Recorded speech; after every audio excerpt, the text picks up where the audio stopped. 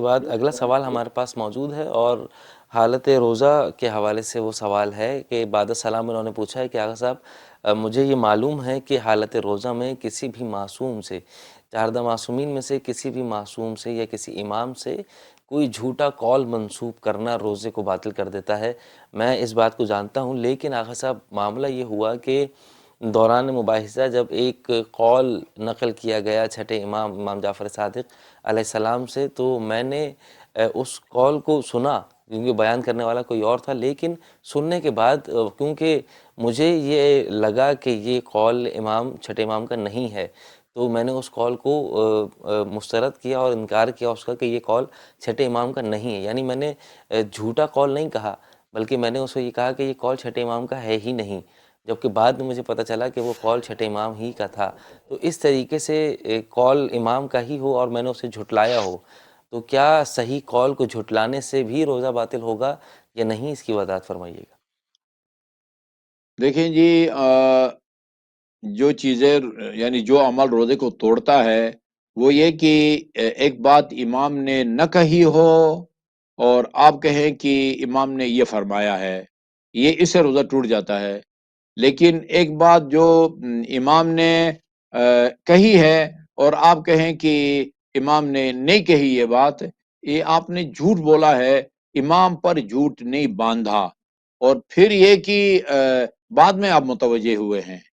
پہلے ہی جب آپ یہ کہہ رہے تھے کہ امام کا قول نہیں ہے، آپ اس وقت یہ سمجھتے تھے کہ امام کا قول ہے، یہ سمجھتے تھے کہ امام کا قول نہیں ہے، بعد میں آپ کو پتہ چلا کہ امام کا قول ہے۔ یعنی جب آپ یہ کہہ رہے تھے کہ یہ امام کا قول نہیں ہے، اس وقت آپ کے علم میں نہیں تھا کہ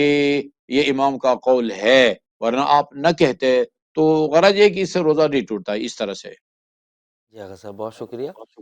اس کے بعد اگلا سوال ہمارے پاس موجود ہے، اور بعد السلام یہ پوچھا گیا ہے کہ آغا صاحب اگر کوئی شخص، کوئی مرد کبھی بھی شادی نہ کرنا چاہتا ہو اور وہ اسی طریقے سے رہنا چاہتا ہو، یعنی وہ اپنے گھر والوں کے ساتھ خوش ہے اور وہ یہ سمجھتا ہے کہ شادی کرنا زندگی کو مزید مشکل بنا دیتا ہے، کیونکہ اس کے ساتھ چند ایک واقعات اس کے سامنے سے گزرے ہیں کہ جس کی وجہ سے شادی کرنے کے بعد لوگ مزید پریشانیوں میں مبتلا ہوئے، تو وہ شادی ہی نہیں کرنا چاہتا اور اسی طرح سے اپنی زندگی گزارنا چاہتا ہے، اور نہ ہی اسے شادی کرنے کی ضرورت محسوس ہوتی ہے۔ تو شرعی اعتبار سے کیا اس طرح کی خواہش رکھنا کہ کبھی شادی نہ کرنے کا ارادہ کر لینا، یہ شرعی اعتبار سے کیا حکم رکھتا ہے؟ کیا شادی نہ کرنے والا گناہگار ہوگا یا شادی کرنا کوئی واجب عمل ہے؟ اس کی وضاحت فرمائیے گا۔ دیکھیں جی، شادی کرنا کبھی واجب ہو جاتا ہے، لیکن عام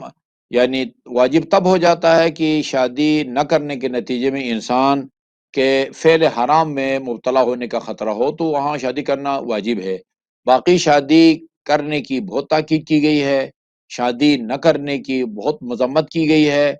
حدیث ہے رسول اسلام صلی اللہ علیہ وسلم کی، شرکم عزابکم،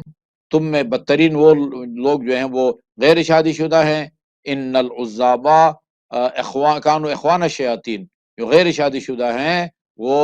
شیطان کی برادری سے ان کا تعلق ہے۔ یہ اس کا مطلب یہ ہے کہ جو شادی شدہ نہیں ہوتا، یعنی اس کی گمراہی کا، اخلاقی بے راہ روی کی شکار ہونے کی زیادہ خطرات ہوتے ہیں، لہذا فرمایا شرکم عزابکم، تم میں بدترین انسان وہ ہے، سب سے برا وہ ہے جو تم میں یعنی اعزب ہے، یعنی غیر شادی شدہ ہے۔ اور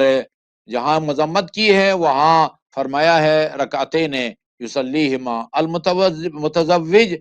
خیر من 70 رکعتا یصلیہا الاعزب، یعنی شادی شدہ کی 2 رکعت نماز غیر شادی شدہ کی 70 رکعت سے افضل ہے۔ تو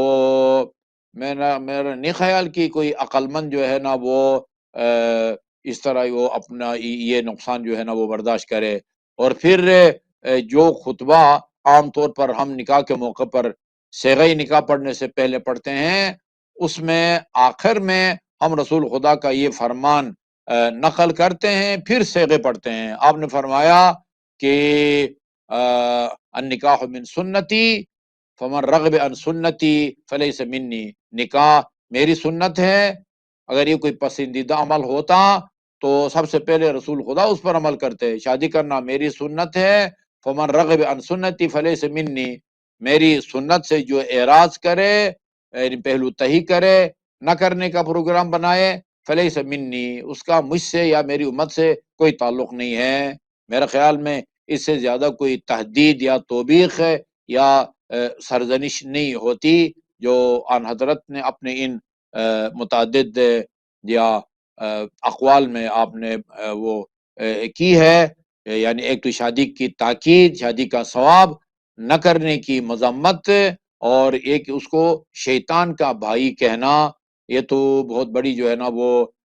محرومی ہے، میں سمجھتا ہوں رسول خدا کے فرمان کی روشنی میں۔ جی آغا صاحب، بہت بہت شکریہ۔ ہمارے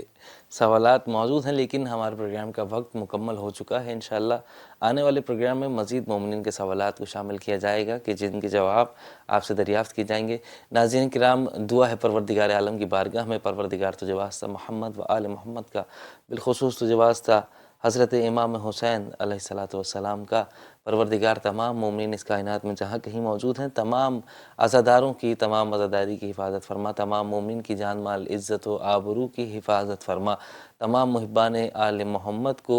پیروی آل محمد کرنے کی توفیق عنایت فرما، اور اس دنیا میں جہاں کہیں جو کوئی مومن پریشان حال ہے، جس کسی پریشانی میں مبتلا ہے، پریشانی ہو، بیماری ہو یا کوئی بھی